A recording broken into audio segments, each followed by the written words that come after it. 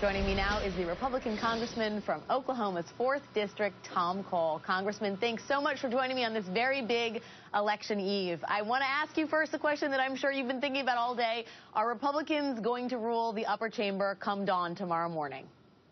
I think so. The numbers look awfully good. They've gotten better over the weekend. There's an old saying in politics, as you approach an election, good gets better and bad gets worse. And most of the news has been pretty good. Looks a lot better in Georgia and North Carolina than it did. Looks neck and neck in New Hampshire. And so we feel pretty good going into the election. But, again, there's still several hours to go. And we've certainly been disappointed in the Senate before. So we need to finish the job. If the Republicans do take the upper chamber, is Mitch McConnell going to be majority leader? There seems to be some debate within your own party on that question.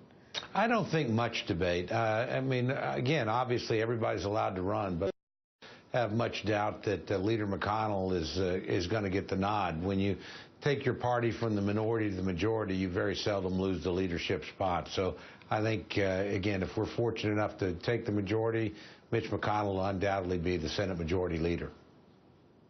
Do you think Ted Cruz undoubtedly thinks that Mitch McConnell is going to be the majority leader? I suspect he thinks that. Again, again, he's free to do what he chooses to do, and, other people may look at it. But I think the reality is not only will the vast majority of the members that are already there who aren't on the ballot vote for Mitch McConnell, I think a lot of the people that are running today will probably appreciate the help they've gotten from Leader McConnell, who's been in a terrific race of his own, but still taking time to be extremely helpful to the new freshman incumbents that are coming in. So, again, I think he's just in an awfully strong spot. I don't think anybody's likely to be able to beat him. Frankly, I'd be pretty surprised if anybody even contested him.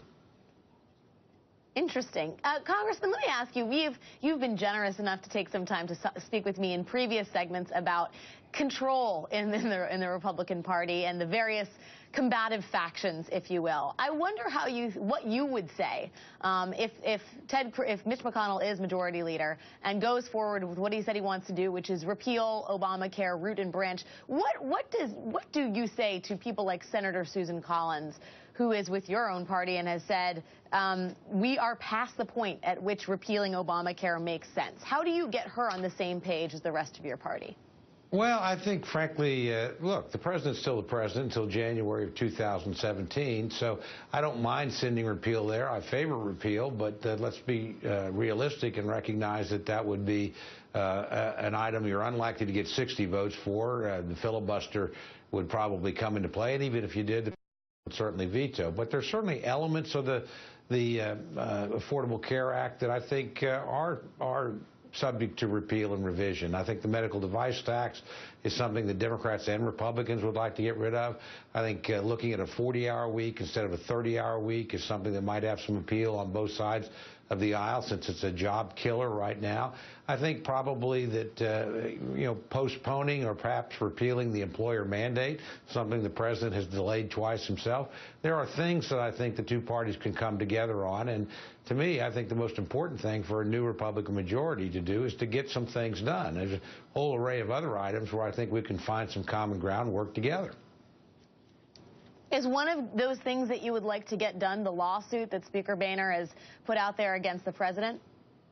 Yeah, I actually don't have any problem with that at all. I think, look, that's where you go to settle disputes. We think the president has acted, in extra constitutional means. I think, an impeachment would be a terrific overreach and inappropriate thing to do. But we really do think he stretched and delayed the law in places where he shouldn't be able to do it. So it seems to me what you do is go to court when you have a disagreement. That's what was done on the recess appointments. The president thought he had the power to make appointments when the Senate, was not in recess. He lost that case in front of the Supreme Court 9-0. I thought that was the appropriate avenue. So, again, when you got a disagreement, I don't have any problem with either side going to court. As a matter of fact, Democrats historically have sued Republican presidents quite frequently. Nothing wrong with that. The courts usually sort out the differences, and then we know what the real boundaries are. Let me interrupt you, Congressman. Do you think it would be sending a good message about the Republican Party to begin what could be ownership of the upper and lower chambers by launching continuing with a lawsuit against the President of the United States? Well, I would leave it to the Speaker to make that decision. Look, what I would like to begin with in the lame duck before a new Congress even together is pass an omnibus spending bill so that we've got no risk of a government closure through the rest of this fiscal year.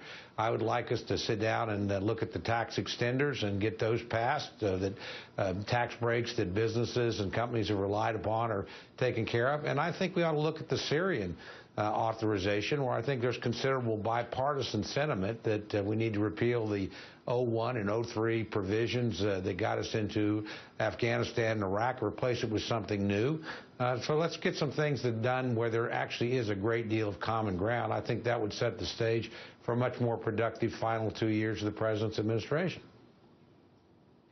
Congressman Tom Cole, Congressman, thank you as always for taking the time to share your thoughts, and best of luck this evening. We'll talk to you in the coming days.